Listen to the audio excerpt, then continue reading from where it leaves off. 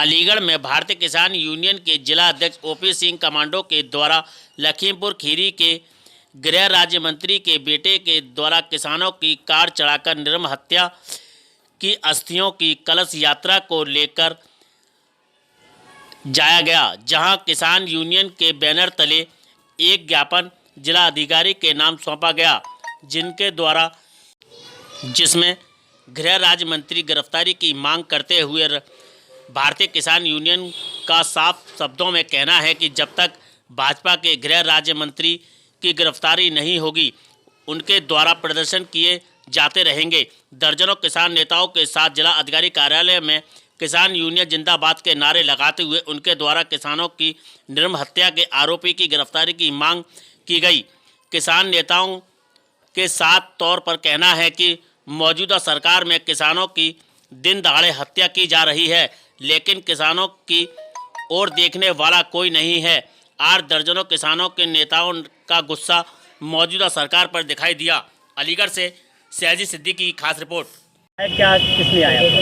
हम जो है यहाँ जो हमारे किसानों को निर्मम तरीका से गाड़ी से कुचल के मार दिया गया है, उनके लिए इंसाफ के लिए लखीमपुर खीरी में इंसाफ के लिए हम जो है उनको जो है न्याय मिले, उसके लिए हम यहाँ आए। किस तरह की मांग करते हैं? मांग ये करते हैं हम कि हमारे जो है कृषि राज्य मंत्री अजय टैनी वो बर्खास्त हों, गृह राज्य मंत्री वो बर्खास्त हों, जेल जाना चाहिए और वो जो है 120B धारा के तहत उन्हें जेल जाना चाहिए।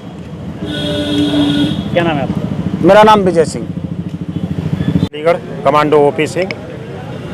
जो लखीमपुर खीरी में शहीदों के जो शहीद किसान हैं, उनके ऊपर ये गाड़ी चढ़ाई थी, उसमें वाक़या में पीछे से उसका जो मगरूर बेटा था गृह राज्य मंत्री का टैनी का, वो गिरफ्तार हो चुका है।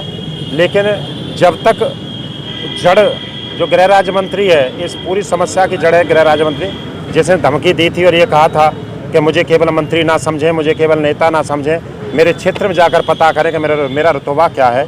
सीधी धमकी दी थी कि मैं 2 मिनट में सीधा कर दूंगा। उसी का परिणाम ये हुआ था, किसानों की वहाँ पे निर्मम हत्या कर दी गई थी। उसी के लिए किसान आक्रोशित है और ये हम ज्ञापन देने मुख्यतः वही समस्या को लेके ज्ञापन दे रहे हैं हम कि उसकी बर्खास्तगी जब तक नहीं की जाएगी और गिरफ्तारी जब तक नहीं की जाएगी तो किसानों के साथ सही मायनों में न्याय नहीं हो पाएगा, क्योंकि वो उसको प्रभावित करेगा, उसकी जांच को प्रभावित करेगा। पद पर जब तक बैठा रहेगा उसको हटाना बहुत ज़रूरी है। मुख्य मांग हमारी सबसे बड़ी यही है। दूसरी हमारी है कि किसानों की जो बारिश के कारण अभी फसलें बेकार हुई हैं, उसमें सही तरीके से आकलन नहीं किया जा रहा है। उसको डीएम साहिबा इस तरह से आदेश करें कि लेखपाल गांव में जाके हर किसान के पास पहुंच के और उनका खेतों पे जाके भी मुआयना करें उस तरह से। तो लेखपाल क्या कर रहे हैं, एक जगह जाके बैठ रहे हैं और एक जगह बैठ के जो एक व्यक्ति 2-4 आधार कार्ड दे देता है, 10 आधार कार्ड देता है अपने लोगों के, उसी के आधार पर उन्होंने आकलन किया है। तो इस तरह से किसान पूरी किसी की फसल 100% ख़त्म हो गई है, किसी की 90% ख़त्म हो गई है। तो ये बिल्कुल घपलेबाजी नहीं होनी चाहिए, इसका भी हमने ज्ञापन में जिक्र किया है। तीसरी बात यह है कि अब बुवाई चल रही है, खेतों में आलू बोया जा रहा है, गेहूं की बुवाई आने वाली है।